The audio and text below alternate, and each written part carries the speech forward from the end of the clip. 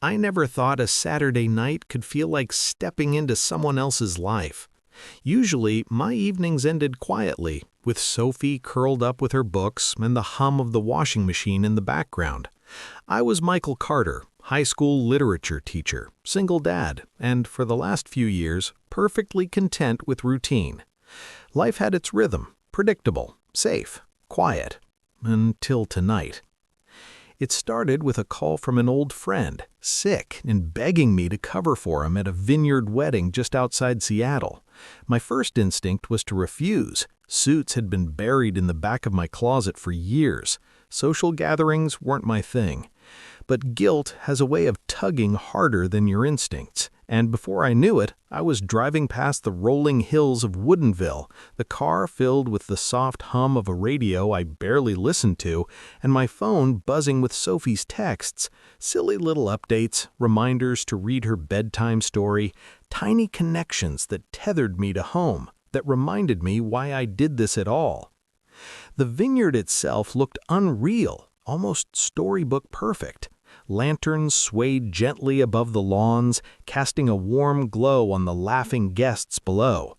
Couples twirled and practiced rhythm, champagne flutes sparkling in hand. I stayed near the bar, ordered a club soda, and told myself I'd be polite, be a brief shadow in someone else's celebration, then leave. Weddings reminded me of things I didn't want to remember, of a life that was gone, a wife who wasn't coming back, and the tiny, aching spaces left behind. I stood quietly, phone in hand, half typing back to Sophie, half watching. Music floated across the dance floor, couples moving with ease, and I lingered in the comfort of being unseen. Being invisible felt safer. That's how I had lived for years. But even from the sidelines, the life around me pressed in, full and alive, stirring something I hadn't felt in a long time. And then she walked in, Olivia Bennett, though I didn't know her name yet. She came alone, wearing a deep burgundy dress that caught the lantern light and made her look like she had stepped out of a movie from another era. But it wasn't the dress that caught me, it was her eyes. They scanned a room with a kind of tension that I recognized all too well, the kind that comes from standing in a crowd but feeling utterly alone. She lingered at the edge of the dance floor, a glass of champagne held loosely in her hand, shoulders slightly braced as though preparing for an unseen storm. And then our eyes met, just for a second, quick and sharp, and I felt it, a strange pull, something I hadn't realized I was missing. Before I could look away, she walked straight toward me. Her confidence was calm but urgent, like she had made a choice she couldn't take back. "Hi," she said softly, breath catching. "I know this is strange, but would you dance with me, please, before he notices?" My brain stalled. I barely had time to process. My hand found hers, warm, insistent, and something in her eyes told me this wasn't about romance yet. This was about survival. 2 minutes, she said, just enough to escape the shadow behind her. I nodded before I fully understood why. The music shifted, a soft Sinatra tune filling the space between us, and we stepped onto the floor. I hadn't danced in years, not since my wedding. My steps were stiff at first, awkward, but her hand on my shoulder anchored me. She didn't look at me, her gaze fixed just over my shoulder. "You okay?" I asked quietly. She whispered, "Yeah, no, not really." Her voice trembled in that way that made silence feel sacred. Then she admitted, barely audible, "He's my ex. He cheated, and now he's here." I tightened my grip on her hand, not possessively, just steadying. "Classic wedding move," I muttered, earning a small laugh, and for the first time that night she looked at me, really looked. Something softened in her eyes, tension easing slightly. Two strangers, moving slowly in a circle beneath lanterns, finding refuge in each other for just a song. It wasn't passion yet, not sparks or fireworks. It was gentleness, understanding, the kind of connection that whispers instead of shouts. She rested her head just near my shoulder, enough to feel, but not to intrude, and I let myself be present, not as a teacher, not as a widowed dad, but just as a man. For a moment, everything outside that floor, everything outside that song, disappeared. Life's aches and routines and all the lonely years melted into the music. She let herself be seen, and I let myself notice, really notice someone again. When the song ended, she didn't rush away. We lingered, talking in the quiet spaces left by music. About books, about Sophie, about the little ordinary things that build a life. She laughed easily, and for the first time in years, I found myself smiling without thinking, not because of her exactly, but because of what it felt like to feel at all. That night, the shadows behind her vanished, not completely, but enough. And when she left, the brush of her hand against mine lingered far longer than her presence. I drove home thinking about her, about the courage it took to reach for a stranger, and about how one small dance could rewrite the rhythm of a quiet, careful life. That was the night everything started to change. The days after the vineyard wedding felt strange. Ordinary life, Sophie's laughter, homework battles, the smell of burnt toast, continued as usual, but something had shifted in me. Her words, "Dance with me before he notices," played over in my mind, not as a command, but as a moment of trust, a quiet plea for connection. I found myself smiling at the memory when I shouldn't have. My heart, long tucked behind routines and responsibilities, had taken notice. I wasn't expecting to see her again, a stranger at a wedding, a fleeting moment in someone else's life. That was the rule I'd lived by for years. And yet, a week later, at Sophie's school reading night, there she was. Olivia Bennett, kneeling at eye level with Sophie, a soft smile on her lips, completely at ease. My chest tightened, a mixture of disbelief and something that felt dangerously like hope. "Michael," she said softly when our eyes met, and I felt the world shrink to just the three of us. She looked real, not a memory, not a shadow from that night. "Sophie," she added warmly, and instantly Sophie was captivated. "I heard you like dinosaurs," Olivia said. The way she spoke, gentle and curious, pulled my daughter in completely. Sophie's little world opened to her immediately, and I watched, quiet, realizing that the girl who had only belonged to me for years had already decided Olivia was someone safe. We spent the evening together, small talk flowing naturally. She laughed at Sophie's questions, shared a story about her own childhood love for old movies, and I noticed the ease between them, the way she didn't try to impress, didn't dominate. She simply existed, and it was enough. By the end of the night, Sophie had a new hero, and I had a new presence in my life that refused to leave. After that night, Olivia became a subtle part of our days. It started in small ways. Coffee handed over during a work day, a short conversation during morning drop-off, a book slipped into Sophie's backpack with a note in neat handwriting. Each gesture was gentle, almost unnoticed, but they carried weight. The kind of weight that seeps in quietly, rearranging a home without anyone realizing it until the space feels warmer, fuller. I found myself thinking about her constantly. In class, I read passages aloud about chance encounters, and her face appeared in my mind unbidden. At the grocery store, I scanned the aisles, half expecting to see her standing by the pasta, casual, unannounced. It felt foolish. I told myself repeatedly that this was just fleeting, a memory clinging to me. But the truth was, it was more than that. It wasn't just attraction, it was recognition. Someone seeing the quiet parts of me I'd long stopped showing. Someone acknowledging the weight of being alone in a crowded room and offering a hand. Weeks passed, but she remained. Not as a storm, not as an upheaval, but as a rhythm. I began to notice little things, the way Sophie's face lit up when Olivia appeared, how Olivia listened, really listened when I spoke.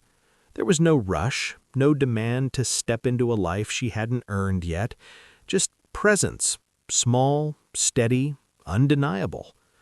One Friday evening, Olivia surprised us with cookies, and Sophie clung to her in delight. I laughed quietly at my daughter's unabashed joy, and Olivia laughed too, the sound lifting something heavy in me that I hadn't realized was still there. That night, after Sophie went to bed, we sat on the porch together. The air smelled faintly of rain, damp and soft.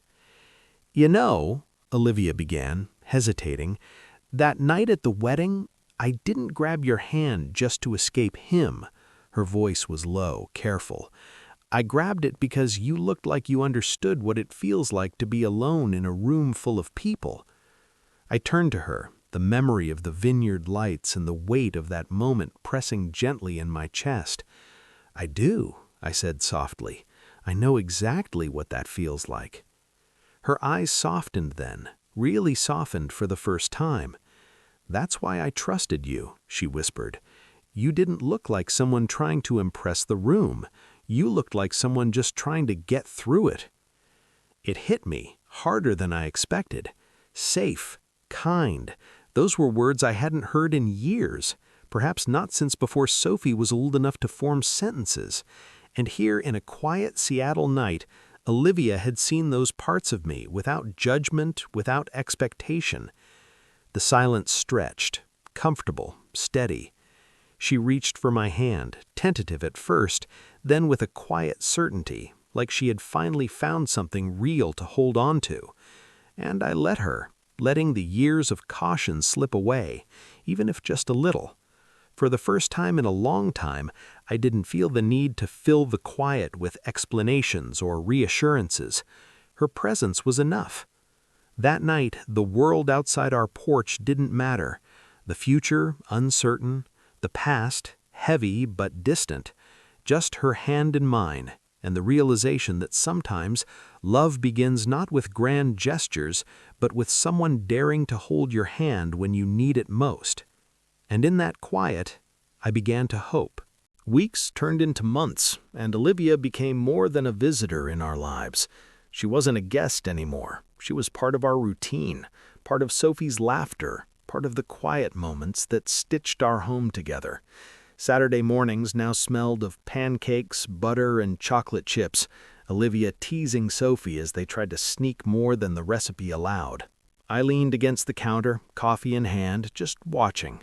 It was a small, ordinary joy, but it felt monumental after years of quiet emptiness. Olivia never tried to take over. She never forced herself into our lives. She simply arrived, piece by piece, offering kindness, conversation, and laughter in ways that made it impossible to imagine life without her. Sophie adored her, of course, as children do with the instinctive ability to see goodness in people, and I found myself waiting for her presence, noticing the way the house felt brighter when she was there and emptier when she wasn't. But life has a way of reminding you that past and pain don't disappear simply because you want them to. One evening, as the three of us sat on the porch sipping cocoa, Olivia's phone buzzed. She glanced at it, and her smile faltered. I didn't need to ask. I had seen that tension before. Her ex, the man who had broken her trust, had reached out. "I should go," she whispered, but I reached for her hand. "No," I said gently. "Not tonight. You're here. That's what matters." Her shoulders sagged, relief softening her expression. We sat together in silence, just her hand in mine, Sophie laughing at something silly she had drawn, and for a moment the world outside our porch ceased to exist. But the shadow of the past lingered, subtle but insistent, reminding us that trust and happiness don't arrive without hurdles. Then came the school play. Sophie had insisted that both of us attend, and Olivia had quietly offered to help with the props and rehearsal schedules. Watching her move among parents and teachers, patient, attentive, laughing with children, I realized something I hadn't before. She wasn't just brave at a vineyard dance, she was brave in life, and that bravery had room for Sophie and for me, if I allowed it. After the performance, we walked home together. The streets were quiet, the sky streaked with the last colors of sunset. "Do you ever regret that night?" I asked softly, thinking of the first dance that had changed everything. She looked at me, her eyes steady and honest. "Every day," she admitted, and I felt the weight of her truth. Not because I shouldn't have asked you to dance, but because it took me so long to realize I deserved someone who would see me. I squeezed her hand. "You don't have to go through that alone anymore."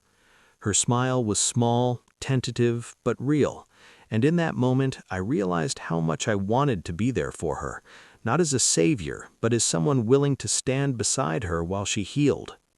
Life settled into a rhythm that was different from before, but still delicate. Weekdays filled with Sophie's school, grading papers, and evening walks. Saturdays with pancakes, books, and laughter. Yet every so often, a reminder of Olivia's past surfaced. A lingering text, a shadowed glance, the faint tension in her voice when she mentioned her ex. And each time I felt the sharp reminder that love is never simple. It asks for courage, for patience, for a willingness to face what you cannot control. Then, one rainy evening, everything shifted. Olivia arrived at our doorstep, soaked and trembling. She barely spoke, only holding out her phone. A message from her ex flashed on the screen, cruel and insistent, trying to pull her back into a past she had fought so hard to leave. I pulled her inside without a word, wrapping a blanket around her shoulders. Sophie, sensing the tension, clutched her favorite dinosaur stuffed animal and stayed quietly close. We sat together on the couch, the storm outside echoing the turmoil in Olivia's heart. She leaned against me, and I realized that moments like this, simple, raw, unfiltered, were the ones that built love. Not the dances, not the laughter, not the shared pancakes, but standing together when the storm arrived. "You don't have to fight alone," I whispered. Her fingers curled around mine, and the grip was both fragile and steadfast. It was a promise without words, a recognition that we were stronger together than apart. That night, after the rain stopped and the streets glistened with reflection, Olivia stayed. We sat on the porch in silence, watching the faint mist drift across the yard. Sophie had already fallen asleep, dreaming peacefully in her room. And in that quiet, we didn't speak much, but the weight of everything unspoken carried us closer than words ever could. By the time she left, the shadow of her past hadn't disappeared entirely, but it had been lessened, softened by shared presence and trust. We had survived the storm together, and in doing so, had built a new layer of certainty in an uncertain world. Sometimes love doesn't announce itself with fireworks. Sometimes it arrives in quiet moments, in gentle acts of presence, in shared silences on a rainy night. And that is exactly what it had done for us, Olivia, Sophie, and me. It wasn't perfect, it wasn't effortless, but it was real, and that mattered more than anything. Spring arrived in Seattle, soft and golden, brushing the city with warmth that made the gray months feel distant. Our home, small and lived in, felt fuller than ever. The laughter of Sophie, once echoing alone in hallways, now carried Olivia's voice alongside it. Morning pancakes were sweeter, not just because of chocolate chips, but because of shared smiles, playful teasing, and the ease that came from belonging. Olivia had become part of our life in ways I hadn't realized I'd needed. She didn't take over or try to fix anything. She simply existed beside us, noticing the small details, the way Sophie folded her arms when she was concentrating, how I left books on the counter at odd angles, how a single glance could communicate more than words ever could. And in noticing, she added herself quietly, naturally, weaving her presence into the rhythm of our days. One Saturday, Sophie insisted we return to the vineyard for a friend's wedding. I expected a brief nod to obligation, another awkward evening navigating strangers, but this time was different. This time, Olivia and I arrived together, her hand in mine, Sophie skipping ahead, confidence in her step that mirrored our own. The vineyard looked just as magical, lanterns swaying in the breeze, laughter spilling over the lawn, but I noticed something I hadn't before. It wasn't the lights or the music that made the place shine, it was the people we carried with us. As the band played, Olivia leaned closer to me. "Ready for another dance?" she whispered, her voice teasing but softer than the first night. There was no urgency, no hidden fear, just joy. I smiled, remembering that first moment she had pulled me onto the floor, her eyes searching for rescue. Now there was nothing to escape from, only life to embrace. Sophie twirled ahead, her dress catching the lantern light. Olivia placed her hands gently on my shoulders, and I held hers, steady, secure. We moved slowly, effortlessly, like two people who had learned to trust in the quiet rhythm of ordinary days. Our laughter joined Sophie's, a soft symphony that filled the space around us. The past, the grief, the fear, they didn't vanish, but they no longer defined us. We were something new, built from careful steps, shared moments, and patience. Later, the bouquet toss arrived. Olivia's mischievous smile betrayed her intent, and Sophie squealed with delight as Olivia caught it effortlessly. "She got it, Dad! She got it!" Sophie cheered, and I laughed, realizing that some things in life, simple as they seem, carry the weight of meaning. Olivia handed the bouquet back, slipping her hand into mine again. "Some things are worth catching," she whispered. The night unfolded like a quiet celebration of what we had built. Conversations with friends, Sophie dancing between tables, and Olivia leaning close beside me. It wasn't about grand gestures anymore. It was about the small, steady acts of presence, about showing up, noticing, sharing life in its imperfect, beautiful way. After the wedding, we drove home under the starlit sky, Sophie asleep in the back seat, clutching the bouquet as though it were a treasure. Olivia rested her head lightly against my shoulder, her hand intertwined with mine. "You saved me that night," she murmured softly. I kissed the top of her head gently. "You saved me too. I just needed longer to see it." And in that quiet, ordinary night, I realized something I hadn't before. Love doesn't always begin with fireworks. Sometimes it begins with a hand extended, a small act of courage, and the grace to let someone in. Sometimes it begins with a dance. Our life didn't need perfection. It needed presence, kindness, and patience. And we had it. Sophie, Olivia, and I, three hearts learning to move together, building something fragile and strong all at once. That night, as I watched them both sleeping in our warm, quiet home, I understood fully that the first dance, the choice to step onto that floor, had rewritten my life. What started as a moment of vulnerability had become a lifetime of love, hope, and belonging. The music of that vineyard, the soft echo of her words, the trust she placed in me, they lingered, not just in memory, but in the rhythm of our new life. One dance had changed everything. And for the first time in years, I was ready for everything that came next.